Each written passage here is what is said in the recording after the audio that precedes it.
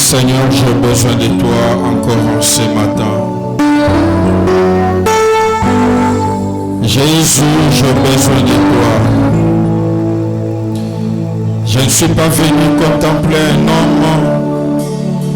Je ne suis pas venu contempler une doctrine. Je ne suis pas venu au rendez-vous d'un homme. Mais je suis venu dans ta présence. Et en ce matin, j'ai besoin de toi. En ce matin, j'ai besoin de toi. Mon cœur a besoin de toi, Seigneur. Tout mon être a besoin de toi. Mon esprit a besoin de toi. Mon âme a besoin de toi, Seigneur, oh Dieu. Viens te révéler encore, Seigneur, oh Dieu de gloire. Viens me faire du bien par ta parole, Seigneur. Viens te manifester encore dans ma vie en ce matin. Car j'ai besoin de toi, j'ai besoin de toi. Laisse que ton Esprit Saint vienne révéler encore ton Fils dans les cœurs de tout un chacun. Saint-Esprit, viens glorifier Jésus dans l'Église et dans mon cœur en ce matin encore. Au nom de Jésus, nous avons ainsi prié. Amen. Gloire soit rendue à Dieu. Que le Seigneur soit béni encore en ce matin. Gloire à celui qui nous maintient en vie et en ce matin, nous sommes encore l'expression de sa grâce. Amen.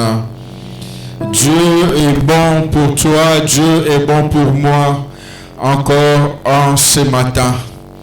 Et j'aimerais vous dire, vous souhaiter à vous tous, soyez les bienvenus dans la présence de Dieu ici à Maranatha. Amen. En ces derniers dimanches de ce mois, Dieu a voulu t'avoir encore en vie parce que tu es précieux dans ses yeux et tu es précieux pour toi-même, pour ta famille. Et il a encore affaire avec toi. C'est pourquoi il te garde en vie. Amen. Et nous entrons déjà bientôt dans ce mois de juillet. Ce mois où nous avons prévu cette grande activité pour le salut des âmes perdues. Mais nous devons savoir, comme les bien-aimés l'ont si bien dit ici, les besoins persistaient encore. Amen. Comme Papa Patrick nous l'avait dit, dans tout ce que nous avions comme budget, nous n'avons réuni jusque-là que les 1.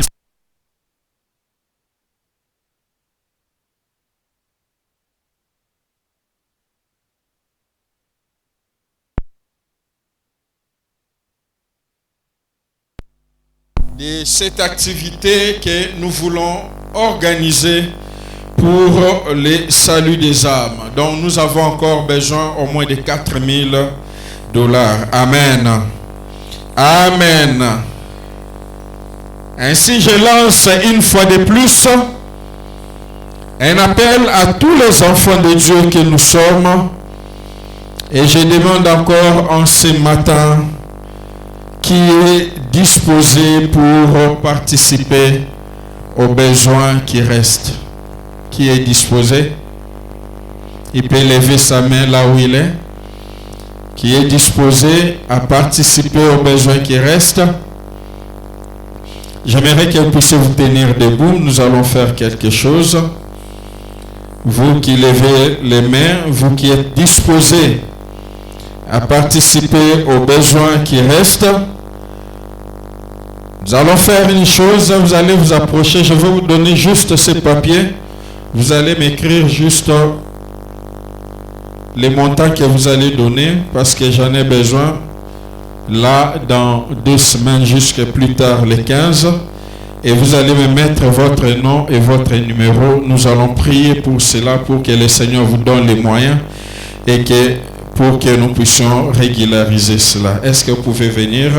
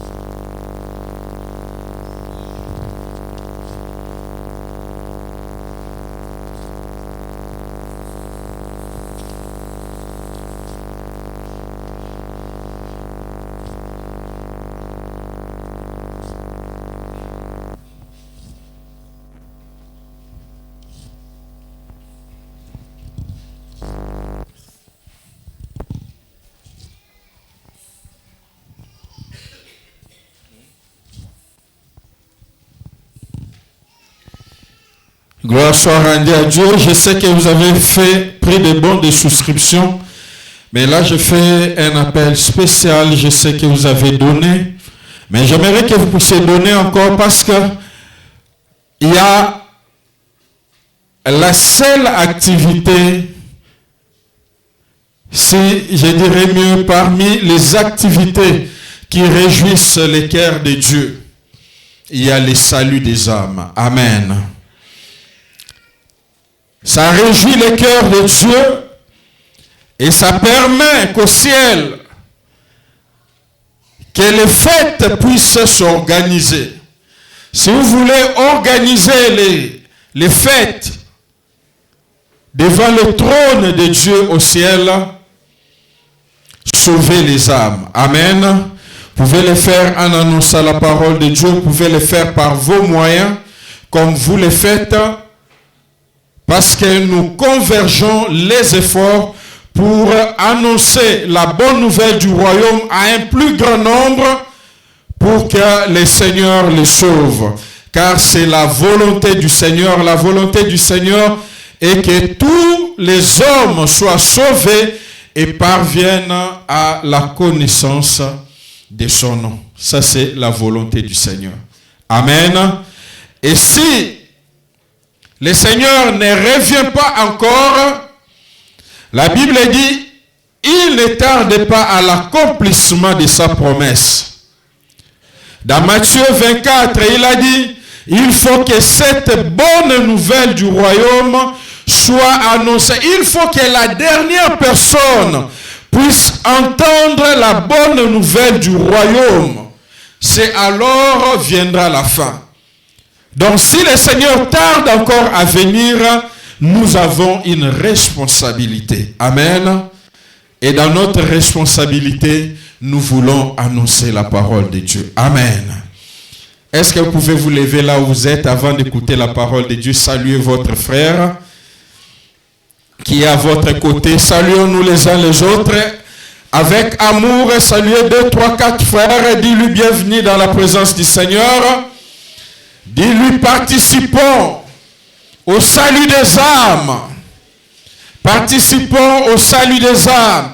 Avec nos biens, avec nos moyens, avec notre argent, avec notre force, avec toutes les capacités que nous avons. Amen. Amen. Nous devons le faire. Amen. Qui veut prendre encore un papier pour me dire, je vais donner autant pour cette action dans 2 semaines? Qui veut le faire encore? Oui, que le Seigneur vous bénisse. Et vous qui avez déjà écrit, si vous pouvez me déposer dans les paniers. Si vous pouvez me déposer dans le panier. Vous ne perdez pas ce que vous donnez au Seigneur. Amen. Vous ne perdez rien. Vous ne perdez rien. Vous ne perdez rien quand vous participez au salut des âmes. Vous ne perdez rien. Amen. Dans Daniel, la Bible nous dit, ceux qui auront annoncé la justice à un grand nombre, ils brilleront comme les étoiles du ciel. Il y a des promesses attachées à cela. Le salut, nous l'avons gratuitement. Mais la couronne, la récompense devant Dieu, cela nous sera donné par rapport à ce que nous faisons pour le Seigneur. Amen. Et c'est pourquoi, comme Apocalypse nous présente, il y a des gens qui se trouveront dans la présence de Dieu, mais sans couronne. Amen. Est-ce que nous pouvons déclarer la parole de cette année? Mais je sais que mon Rédempteur est vivant et il se lèvera les derniers sur la terre. Amen. Nous prenons notre texte de Jean 4, versets 13 à 14, un texte que nous lisons depuis un temps, et nous allons combiner avec Nous allons combiner avec Ézéchiel, chapitre 47, verset 9. La Bible nous dit, Jésus lui répondit, quiconque boit de cette eau aura encore soif. Mais celui qui boira de l'eau que je lui donnerai n'aura jamais soif. Et l'eau que je lui donnerai deviendra en lui une source d'eau qui jaillira jusque dans la vie éternelle. Ézéchiel 47, la Bible nous dit,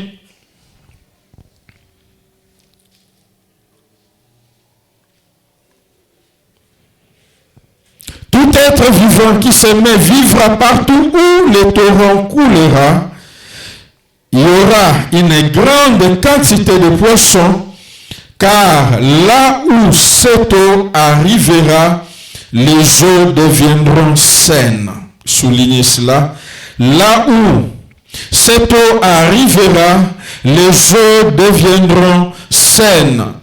Dans la version seconde 21, la Bible dit, car là où cette eau parviendra, tout sera assaini. Amen. Et nous avons la joie aussi en ce matin d'avoir parmi nous le pasteur Ogi qui évolue avec nous. Est-ce que nous pouvons les saluer? C'est un grand frère, nous avons évolué avec lui à la jeunesse. Maintenant, il est pasteur à Boma. Que le Seigneur bénisse sa parole dans le cœur de tout un chacun. Amen. Le Saint-Esprit est le plan de la rédemption divine. Tel est le thème de notre série d'enseignements que nous avons commencé il y a quelques dimanches passés. Et nous avons dit dans notre introduction que le Saint-Esprit joue un rôle très important dans le plan de la rédemption divine. Il a reçu de la part de Dieu le mandat de glorifier Jésus-Christ sur la terre, dans l'Église et dans la vie du croyant. Nous le lisons dans Jean chapitre 16, verset 14. Il a reçu le mandat d'amener l'homme à la conversion, et cela par la conviction du péché, par la conviction de la justice de Dieu et par la conviction du jugement. Il a aussi reçu le mandat d'accompagner l'Église dans sa mission d'une manière générale et d'accompagner les enfants de Dieu que nous sommes dans notre parcours sur la terre. Pendant que le Seigneur nous garde encore en vie sur la terre, le Saint-Esprit a reçu le mandat de nous accompagner dans notre parcours. Il a reçu le mandat de nous conduire, de nous assister, de nous défendre, de nous guider dans la volonté de Dieu, de nous assister lorsque nous ne savons même pas prier, de nous montrer la voie à suivre. Amen. Et depuis quelques dimanches, nous avons abordé le sous-thème que nous avons intitulé « Les mystères attachés au Saint-Esprit ». Et nous avons déjà parlé de deux mystères, à savoir les mystères de la source. Et le dimanche passé, nous avons parlé du mystère de l'expansion ou de la multiplication. Et parlant de l'expansion ou de la multiplication, du développement du chrétien, nous avons abordé trois dimensions, à savoir premièrement la dimension de l'édification personnelle. Lorsque le Seigneur nous donne les capacités spirituelles, lorsqu'il nous baptise dans le Saint-Esprit, lorsqu'il nous donne les parler en langue, l'apôtre Paul nous dit, c'est pour l'édification personnelle. Car ce sont des langues que les hommes n'entendent pas. Nous parlons à Dieu et nous nous édifions personnellement. La deuxième dimension que nous avons abordée, nous avons dit, c'est une dimension de l'impactation de son environnement. Les parler en langue, certes, est pour l'édification personnelle, mais lorsqu'il est accompagné de l'interprétation, elle édifie l'Église entière. Le Seigneur nous donne les dons spirituels, nous l'avons vu. Premièrement, ce n'est pas pour nous-mêmes, c'est pour l'Église. Il nous donne cela. Et la troisième dimension, nous avons parlé de la dimension de la confrontation des puissances. Nous sommes dans un monde qui est mauvais. Nous sommes dans un monde où le diable ne nous laisse pas tranquilles. Lorsque nous avons pris la décision d'opter pour le Seigneur Jésus-Christ, de la voir comme notre sauveur, notre Seigneur, en d'autres termes, nous avons déclaré la guerre avec le monde des ténèbres. Et pour faire face à cela, seuls nous sommes incapables. Nous sommes impuissants face au diable. C'est pourquoi le Seigneur a dit, il vous est avantageux que je m'en aille. Et je ne vous laisserai pas comme des orphelins. Vous avez besoin d'un défenseur. Vous avez besoin de quelqu'un lorsqu'on vous attaque du dos, alors que vous n'avez pas les yeux derrière la tête. Lui pourra vous défendre. Lorsque vous dormez, vous ne savez pas tout ce qui se passe. Même lorsque nous sommes assis là, nous ne savons pas ce qui se passe au boulevard. Vous savez, les jours, l'AFDEL est entré quand c'était le 17 mai. Vous savez que ce jour-là, nous étions en prière. Je ne sais pas si c'était un vendredi ou un mercredi. Nous étions à l'église en prière. Et un jour aussi à Goma, c'était quand 2026 et 2006, je crois. Décembre 2006. 2006, oui. Le pasteur est en train de prêcher comme ça. On vient lui dire, Neltoy, pasteur M23, ça joue à l'aéroport. Il faut qu'attamer ça. Donc, moi, il faut benda. Vous savez, dans les moments de pression, je vous ai dit que Dieu anticipe toutes choses pour notre bien. Et il avait déjà vu des moments de crise, les dangers qui étaient au-devant de nous. Et il a anticipé cela. C'est pourquoi Jésus, dans Acte 1, il dit aux disciples, attendez la promesse du Père. Jésus-Christ, la promesse ou les dons de Dieu pour le monde, le Saint-Esprit, les dons de Dieu pour l'Église. Amen. Amen. Et en ce matin, nous allons aborder le troisième mystère, le mystère de la transformation. Le prophète Ézéchiel nous a dit, car là où cette eau parviendra, tout sera assaini. Là où l'eau du Saint-Esprit parvient, bien-aimé, il assainit, il transforme l'environnement. Lorsque le Saint-Esprit arrive en vous, bien-aimés, il a aussi pour rôle de nous transformer en la nouvelle image de Dieu. En répandant, bien-aimés, son esprit en nous, Dieu ne désire pas que nous restions la même personne. Non, bien-aimés.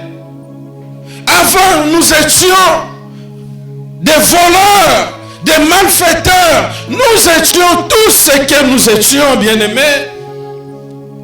Mais lorsque le Seigneur répand son esprit en nous, il ne désire pas que nous puissions rester les mêmes personnes. En fait, la nouvelle naissance, comme nous le savons bien, c'est une action conjuguée de la parole de Dieu et du Saint-Esprit qui crée en nous la nouvelle image de Dieu. L'apôtre Paul nous dit dans 2 Corinthiens 5 que nous connaissons, verset 17, « Si quelqu'un est en Christ, il est une nouvelle créature. » C'est-à-dire, avant, on était des anciennes créatures. Mais en Christ, par l'action conjuguée de la parole qui nous a été annoncée et de la conviction du péché par le Saint-Esprit, nous sommes devenus de nouvelles créatures. Et c'est pourquoi il dit que les choses anciennes sont passées. Et voici, toutes choses sont devenues nouvelles. En Adam, bien-aimés, nous sommes des anciennes créatures de Dieu, mais en Christ, nous sommes de nouvelles créatures. Recréées en l'image de Dieu. Cette image que nous avions perdue dans le jardin d'Éden par la désobéissance.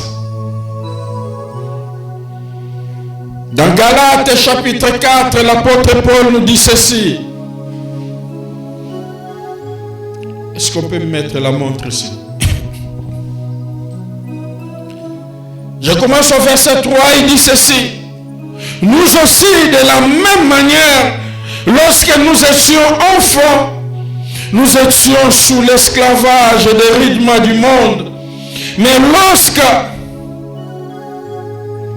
les temps ont été accomplis, Dieu envoya son fils né d'une femme née sous la loi, afin de racheter ceux qui étaient sous la loi, afin que nous ressuscitions l'adoption. Verset 6.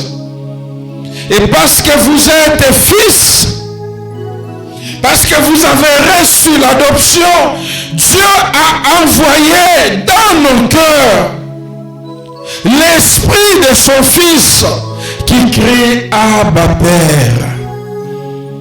Ainsi tu n'es plus esclave, mais tu es fils.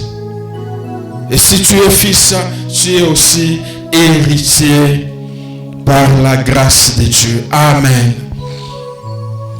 C'est le Saint-Esprit bien-aimé qui vient sanctifier dans nos cœurs que nous sommes enfants de Dieu, des fils et des filles du royaume. C'est l'empreinte de Dieu sur tous les hommes. C'est le Saint-Esprit qui est cette empreinte de reconnaissance dans le monde spirituel pour savoir que celui-ci est enfant de Dieu. Amen.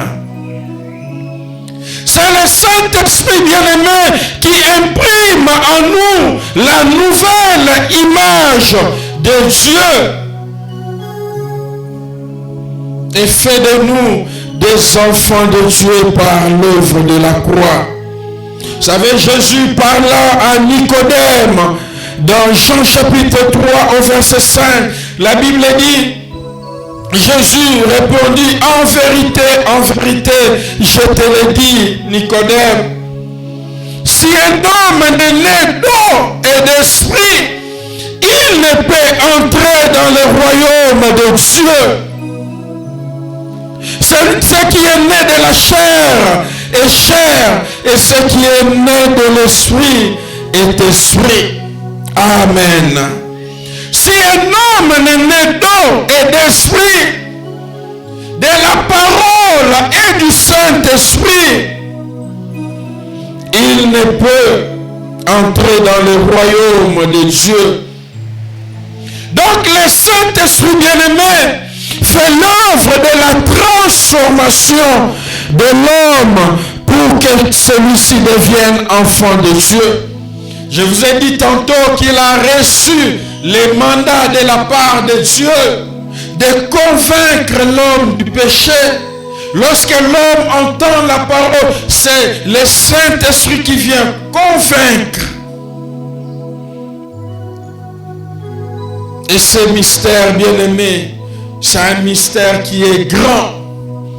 Un mystère qui est invisible aux yeux humains.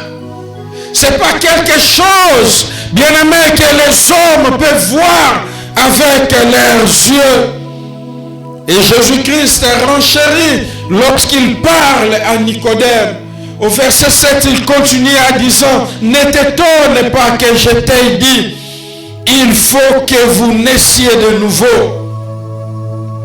Le vent souffle où il veut, et tu entends le bruit, mais tu ne sais d'où il vient, ni où il va. Il est ainsi de tout homme qui est né de l'esprit. Nicodème lui dit, comment cela peut-il se faire? Jésus lui répondit, tu es docteur d'Israël et tu ne sais pas ces choses. C'est vraiment, bien-aimé, un mystère. Imaginez, un docteur ne comprend pas ce travail de la transformation que le Saint-Esprit peut opérer dans la vie de l'homme. Nicodème ne pouvait pas comprendre cela, car ce n'est pas l'œuvre de la chair, c'est l'œuvre de l'esprit. Et c'est cet ordre de l'esprit, bien-aimé. Je vous disais tantôt, lorsque nous lisons Jean chapitre 4, généralement nous nous penchons sur l'enseignement des gagneurs d'âme ou sur l'enseignement sur l'adoration. Mais au-delà de cela, il y a l'enseignement du Saint-Esprit. L'eau que le Seigneur donne. Il a dit que celui qui a soif, qu'il vienne et qu'il boive dans Jean 7. Et il parlait du Saint-Esprit. Cette femme qui a transité entre 6 hommes bien-aimés, mais à un seul jour, pouvait connaître le travail de la transformation du Saint-Esprit. C'est vraiment un mystère. Et désormais, elle devient porteuse de la bonne nouvelle. Amen. À cause de l'eau lui donnée par le Seigneur. Amen. Vous savez, il y a une question qui est montée dans mon cœur. Est-ce que le Seigneur lui a donné l'eau en question? Elle a bu de l'eau?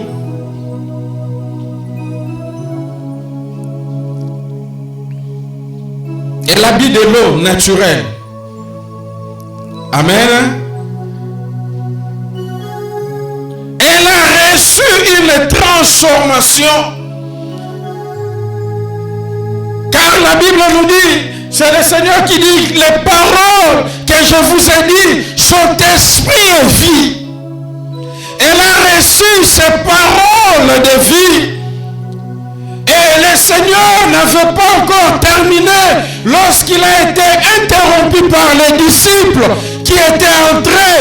Elle était déjà partie pour annoncer la bonne nouvelle. Vous savez, lorsqu'on est rempli du Saint-Esprit, comme le jour de la Pentecôte, rien ne pouvait retenir ces disciples qui étaient peureux, qui se cachaient dans les maisons, qui devaient s'assurer d'abord de la voix de celui qui frappe à la porte avant d'ouvrir. Mais là, les barrières avaient sauté, bien-aimés, parce qu'il y avait un travail de transformation qui a été opéré. Amen. Le Saint-Esprit nous transforme. Amen. Il opère l'œuvre de la transformation. Il opère l'œuvre de la transformation dans la vie. Il ne nous laisse pas tels que nous étions, peut-être craintifs ou peureux. Lorsqu'il passe dans notre vie, il change notre façon de voir les choses. Il transforme les choses dans notre vie. Cette femme avait rencontré des hommes, mais cette fois-là, elle avait rencontré un homme qui était spécial, qui a transformé toute sa vie par l'eau qu'il lui a donnée. Devons retenir deux choses avant que nous puissions prier concernant le mystère de la transformation. Premièrement, retenez ceci, bien-aimés, que le Saint-Esprit n'est pas une influence.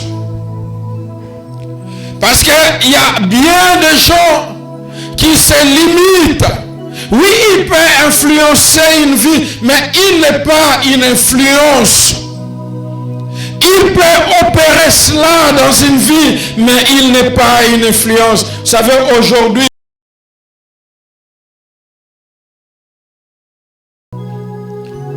et les gens ont l'impression que c'est un phénomène qui a commencé seulement dans ces temps ici.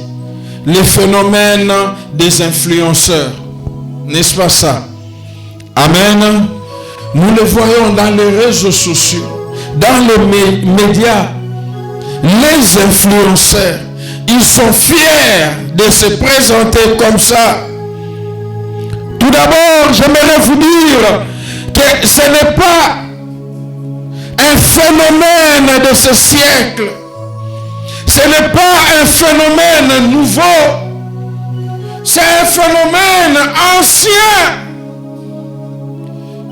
Du reste, ce n'est que les reflets, effectivement, c'est le reflet de ce que le diable fait, car il a été le premier influenceur dans le jardin d'Éden. Vous vous souvenez? Amen. Vous vous souvenez lorsque Ève a rencontré le serpent? Parce que dans le phénomène des influenceurs, bien-aimés, il y a la malignité et il y a la ruse dedans. Il y a les mensonges, parce qu'on vous fait miroiter des choses qu'eux-mêmes n'ont pas expérimentées, qu'eux-mêmes n'ont pas vécues. Et ils vous font croire que c'est ça. Et bizarrement, plusieurs coptent cela comme la parole de l'évangile.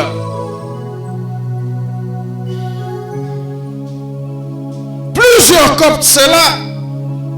Et nous voyons dans les publications, dans les statuts, les gens coptent cela comme c'était la vérité. Or, il y a les mensonges et les ruses dedans. Dans le jardin d'Éden, il a influencé Ève. Et Ève a changé la position qui l'a amené à la désobéissance. savez, dans le sillage de ce roi David, il avait aussi un influenceur. Un homme parmi ses conseillers, il s'appelait Achitophel. Cet homme, la Bible nous dit, s'il te parle, et de l'autre côté, il y a un prophète qui dit, ainsi dit l'Éternel, vous écoutez ce que lui vous dit. Je ne sais pas si vous vous rendez compte du niveau de l'influence. Et le jour, il a rompu avec David. Il est allé du côté de son fils qui avait fait la rébellion, Absalom. La première prière de David, c'était quoi? C'est la prière de David. Seigneur, anéantis les conseils d'Achitophel. C'était ça sa prière. Seigneur, anéantis les conseils de cet homme. Ça y est, David avait le discernement. Quand cet homme parlait, quand cet homme pouvait contredire un ainsi dit l'Éternel et que tout le monde allait de son côté, un influenceur. Il y avait aussi cet homme sur lequel les rois s'appuyaient. Vous voyez cette scène à Samarie à l'époque du prophète Élisée. Cet homme qui a défié même les prophètes en lui disant, même si Dieu faisait des fenêtres au ciel, pareille chose n'arrivera jamais. C'était un influenceur. Lisez bien ce texte. Vous voyez, même lorsqu'il parlait, le roi ne disait rien. Le roi était d'accord avec lui. Et du reste, la Bible dit même, le roi s'est penché sur lui. Le roi s'appuyait sur lui. Donc ce n'est pas un phénomène, bien-aimé, qui est nouveau. Mais nous devons comprendre que le Saint-Esprit n'est pas un influenceur. Car le travail des influenceurs, bien-aimés, en réalité, ne poursuit pas quelque chose de bon. Vous laissez dans les illusions. Et des fois, cela vous fait même haïr les autres pour rien. Parce que vous avez tellement fait entrer les paroles de ces influenceurs-là en vous. Des expériences peut-être et même, entre guillemets, non pas expérimentées, mais ils vous font avaler cela. Aujourd'hui, on a parmi les influenceurs même ceux qui n'ont pas fait la médecine, mais qui vous donnent des traitements. Et beaucoup se penchent là-dessus pour seulement le suivre. Devons savoir que le Saint-Esprit n'est pas une influence. Amen. Le Saint-Esprit, c'est une personne réelle avec qui vous pouvez communier, qui peut être attristé, qui peut vous accompagner dans votre marche, qui peut devenir votre ami merveilleux, votre compagnie, votre consolateur. Le Saint-Esprit n'est pas une force, mais en lui, il y a la force que les hommes ne peuvent pas résister. Que ce soit la force mentale ou physique, il en a, mais il n'est pas la force.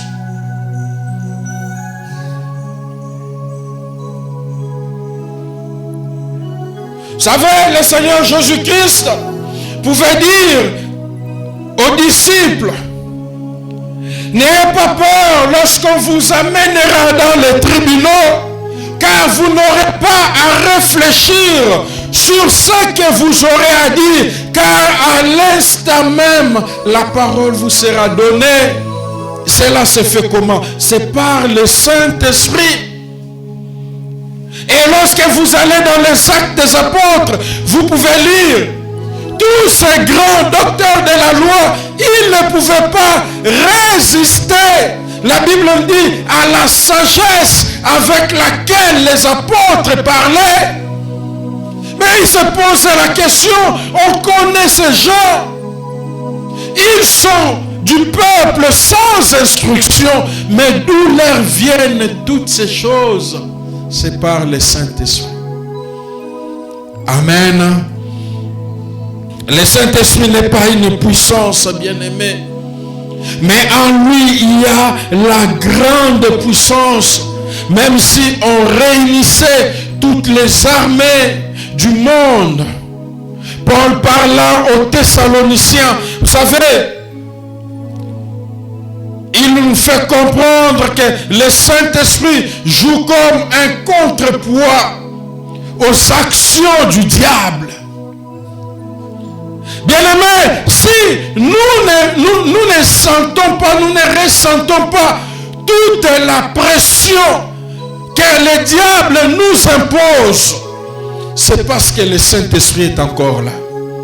Amen. C'est ce que Paul dit aux Thessaloniciens. Et lorsque vous allez dans Apocalypse, parce que là, le Saint-Esprit ne sera plus là. Le Saint-Esprit monte avec l'Église en l'enlèvement. En fait, la scène de l'enlèvement, en d'autres termes, c'est comme si le Seigneur parlait au Saint-Esprit, dit, Saint-Esprit fait mission. Amen. Et le Saint-Esprit rentre au Père. Maintenant, en rentrant au Père, tous ceux qui sont attachés au Saint-Esprit, en fait, c'est ça la scène de l'enlèvement.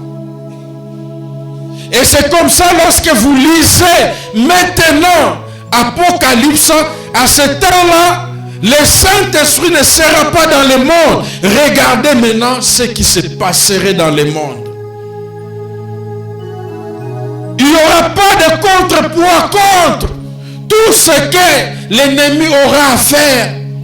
Il va s'asseoir sur le trône et imposer la marque comme la Bible nous le dit. Et la Bible dit, les chrétiens qui vont rester, ils sauveront leur âme par leur sang. Ça dit, tu n'auras pas d'assistant à ce temps-là. Tu n'auras pas de consolateur à ce temps-là. Tu n'auras pas quelqu'un qui pourra te défendre à ce temps-là. Tu seras à la merci du diable. Quand le Saint-Esprit vient opérer son transformation en nous dans la volonté de Dieu, il ne nous berne pas. En fait, le Saint-Esprit ne viole ni notre volonté, ni notre liberté lorsqu'il agit en nous. Contrairement aux démons. Le Saint-Esprit, bien-aimé, ne nous possède pas. Ce sont les démons qui possèdent les gens. Mais le Saint-Esprit ne nous possède pas. Le Saint-Esprit communie avec nous. Il ne viole pas nos sens. Il ne viole pas notre intelligence, bien-aimé. Il ne viole pas nos capacités de réflexion. Non, ce n'est pas les gens trans. Non, on ne peut pas les comprendre et lui-même ne sait pas ce qu'il... Non, bien-aimé, ce n'est pas le Saint-Esprit. Ce n'est pas le Saint-Esprit. Et je vois encore une blague qui me vient à l'esprit là. Je ne sais pas si c'était de la comédie ou c'était vrai, toujours dans les réseaux sociaux. Et un pasteur qui parlait là, qui donnait des prophéties. Et il y a une sœur, je crois que vous avez vu ça la semaine passée. Sœur Morazaki, elle a bandu tout non, c'est pas toi. Elle se calme. Bien-aimé, le Saint-Esprit ne nous possède pas. Si vous êtes sous l'action du Saint-Esprit, soi-disant entre guillemets, et vous êtes incontrôlable, c'est que ce n'est pas le Saint-Esprit. Est-ce que vous m'écoutez? Il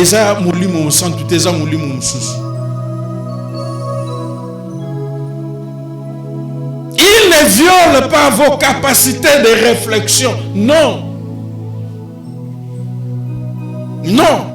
C'est-à-dire quand je prie en langue, je sais que je suis en train de prier en langue. C'est pas que non, non, je sais que je suis en train de prier en langue.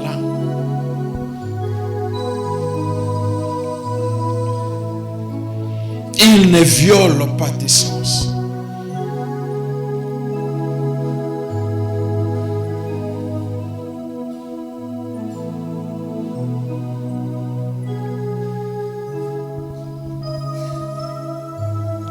Deuxièmement, bien-aimés,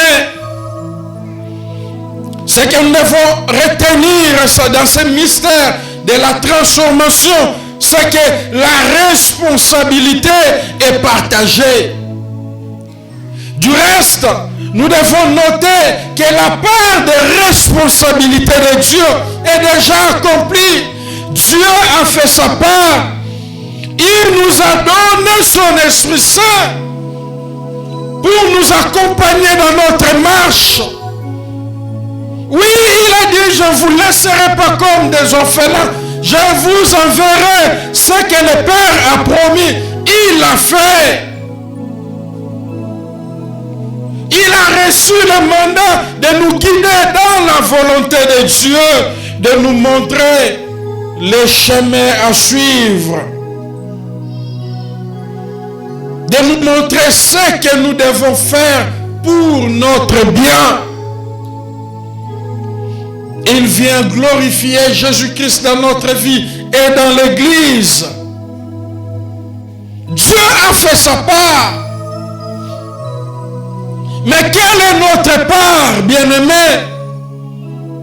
Quelle est ta part? Est-ce que fais-tu ta part? Accomplis-tu, bien-aimé, ta part de responsabilité? Premièrement, en ce qui nous concerne,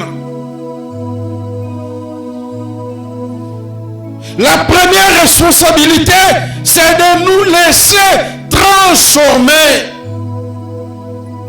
De nous laisser transformer.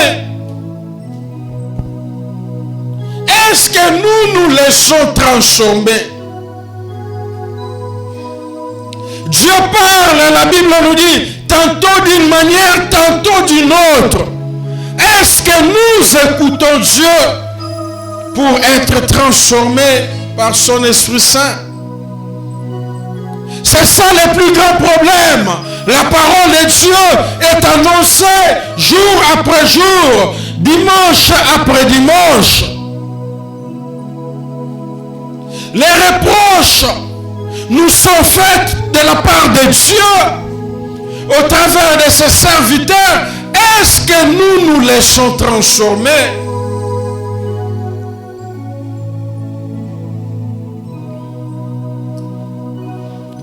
Souvent, nous ne voyons pas les choses glorieuses que le Seigneur nous a promis simplement parce que nous ne voulons pas écouter, nous ne voulons pas nous mettre dans la dynamique où Dieu veut nous amener pour notre bien.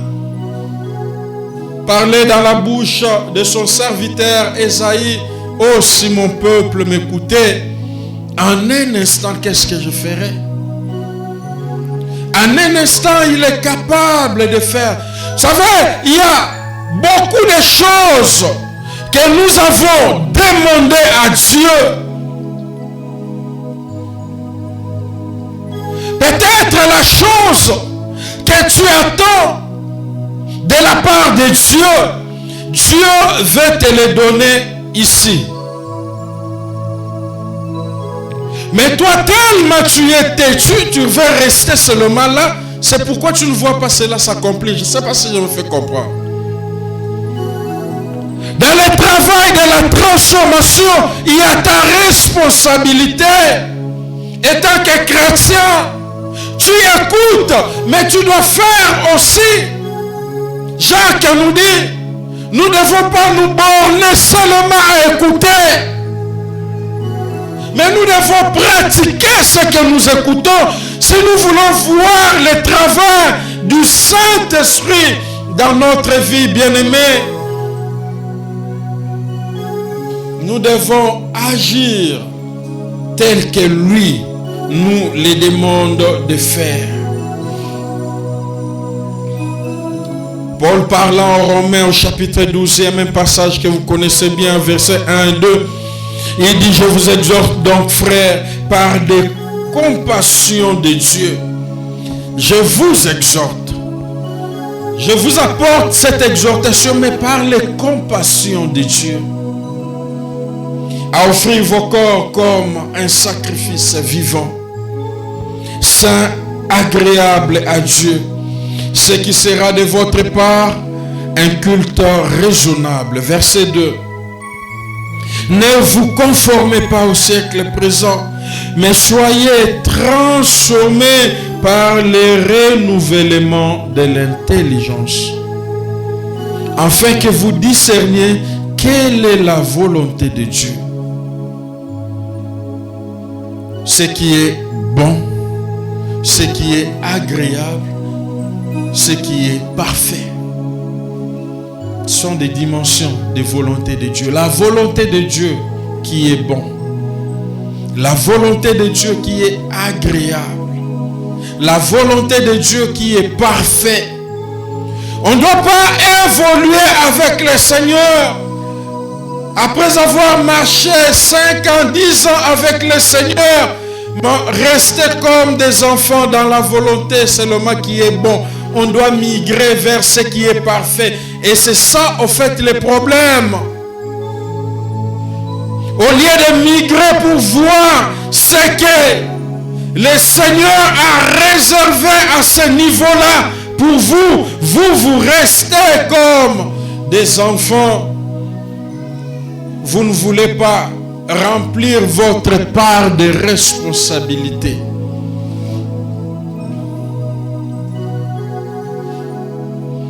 Jeûner, prier, vous ne voulez pas le faire. Bien-aimés, Dieu, on les cherche. Amen. Dieu, on les cherche. On a fait ça dans Eano ici. Cherchez l'Éternel pendant qu'il est là. Il a dit, et ce qui est merveilleux comme nous l'avons vu, il n'est pas celui qui se cache. Il dit, vous me chercherez et vous me trouverez. Si vous me cherchez de tout votre cœur. Qu'est-ce que moi, Dieu, je ferai? Je me laisserai trouver par vous. L'autre fois, je vous ai expliqué, c'est en fait tout à fait comme un jeu de cache-cache avec des enfants. Vous voyez les parents? C'est-à-dire quand les parents se cachent, ils peuvent même se couvrir les pagnes comme ça, mais lui-même, il laisse son pied dehors. Quand l'enfant viendra là, il dit, ah maman, je t'ai trouvé. Est-ce qu'il t'a trouvé? Tu t'es laissé trouver. C'est ça que Dieu fait. C'est-à-dire, il se révèle, il se laisse trouver par ceux qui les cherchent. Mais vous ne voulez pas les chercher. Comment vous verrez ce que Dieu est capable de faire dans votre vie? Comment vous allez vivre l'œuvre de la transformation dans votre vie? Vous vous plaignez peut-être des œuvres de la chair, mais vous-même, vous ne voulez pas migrer dans la discipline du Saint-Esprit, dans la vie de prière. Vous ne priez pas. Comment vous allez prendre les dessus sur cela? Vous ne voulez pas lire la parole de Dieu. Bien-aimés, je vous ai dit toujours, les cibles de l'ennemi dans notre vie, c'est notre foi. Simplement, ce n'est pas toute autre chose. Parce que lorsque la foi s'écroule, tout s'écroule avec. Tout.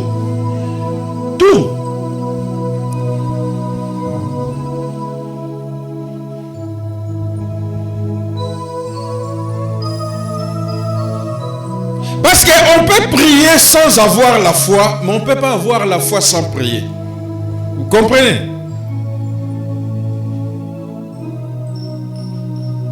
En réalité, même votre vie de prière, il ne cible pas ça. Il cible votre... Parce que c'est comme ça, il vient vous décourager. Regardez ce que la Bible nous dit. La Bible nous dit, dans notre combat face au diable, la Bible nous dit de faire quoi? De lui résister. Résister avec quoi? Avec une foi ferme. C'est ça au fait. Résistons au diable avec une foi ferme. Or, la foi vient de quoi? De la parole. Et c'est pourquoi j'aime Paul.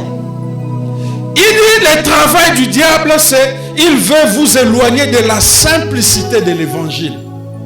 Et c'est pourquoi, vous voyez, souvent, je dis même aux amis, vous voyez, la parole de Dieu est simple et il faut la prêcher dans toute sa simplicité.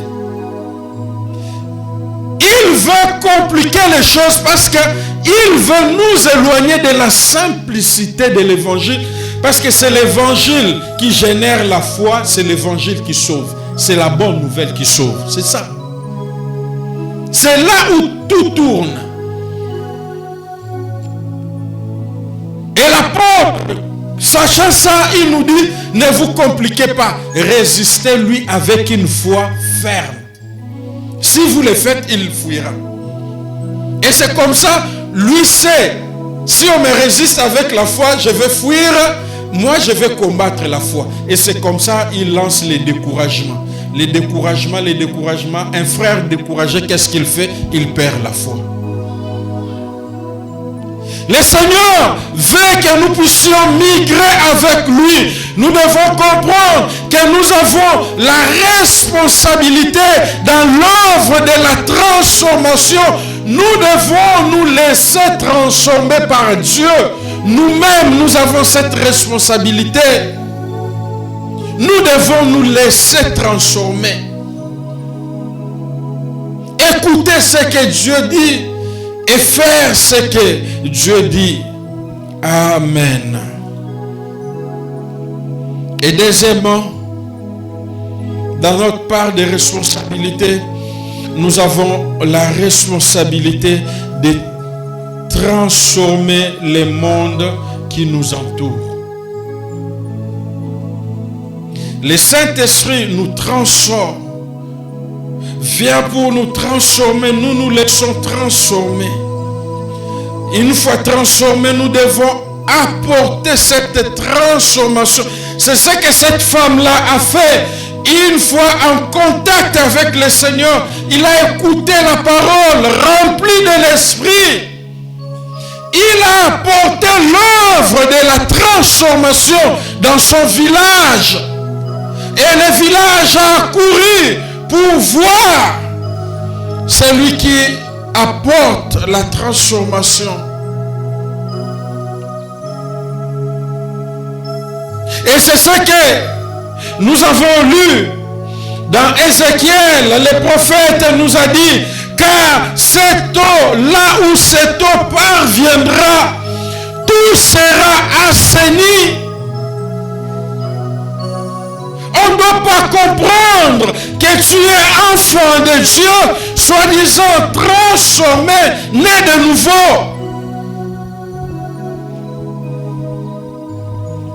Mais tu n'impactes pas ton entourage. Tu n'apportes pas cette transformation à ton entourage. Vous savez ce que nous avons fait une fois en contact avec la parole du Seigneur? Une fois.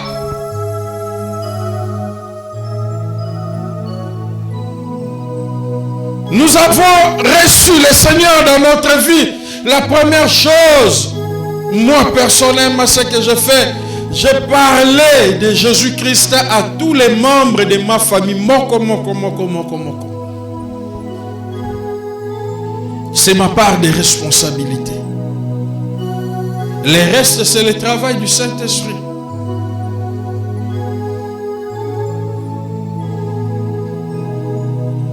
Le reste, c'est le travail du Saint-Esprit. Mais moi, mon travail, je leur ai fait part de la transformation que j'ai connue. Nous avons parlé de Jésus-Christ à toute la promotion aux collègues que nous avions à l'époque, car on était en 6e, j'étais en 6e à l'époque en 89. Nous avons parlé de Jésus-Christ à tous les collègues que nous avions, et plusieurs sont venus à l'Arche. D'autres aussi maintenant sont à l'étranger. Et plusieurs aussi de ceux-là qui ne nous ont pas écoutés en ce temps-là, je me souviens d'un ami. Il boitait, on l'appelait Yakalo. Lui était vraiment un musulman enraciné. Mais un jour, je l'ai rencontré alors qu'il était au campus. Il m'a dit, Luc, en tout cas, on a perdu le temps dans l'islam. On a perdu le temps. Si on vous avait écouté à ce temps-là, aujourd'hui les chrétiens, nous avons la responsabilité, bien-aimés, d'apporter cette transformation tout autour de nous, de transformer le monde qui nous entoure. C'est notre part de responsabilité. Transformer, apportons cette transformation comme cette femme-là qui a été touchée et remplie du Saint-Esprit. Elle est allée apporter la transformation. Le psaume 84, verset 6, la Bible dit ceci. Écoutez ce que la Bible dit. Heureux ceux qui placent en toi leur appui. Ils trouvent dans leur cœur des chemins tout tracés. Écoutez le verset 7. Lorsqu'ils traversent la vallée de Baca, ils la transforment. Ils font quoi? La vallée de Baca, c'est la vallée de malédiction. Lorsqu'ils traversent même la vallée de malédiction, ils ne se plaignent pas. Non! Parce qu'ils étaient déjà impactés par la transformation du Saint-Esprit. Et leur rôle, maintenant, la Bible dit, il la transforme en un lieu plein de sources. Amen. Lorsqu'on boit de cette eau, on devient une source intarissable. Nous l'avons vu dans Jean. Lorsqu'on boit de cette eau, lorsque cette eau arrive en contact avec une eau sale, toute eau qui est en contact avec cette eau-là devient assainie aussi. Il la transforme en un lieu plein de sources. Et la pluie la couvre aussi de bénédictions.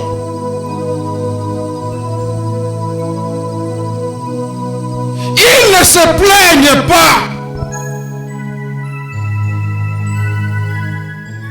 Lorsqu'ils traversent, même pendant les moments de ténèbres de leur vie, ils ne se plaignent pas, mais parce qu'ils étaient affectés par la transformation et aussi peuvent transformer leur environnement. Je vous ai dit cela, même nous avons vu cela, on en a parlé avec Isaac.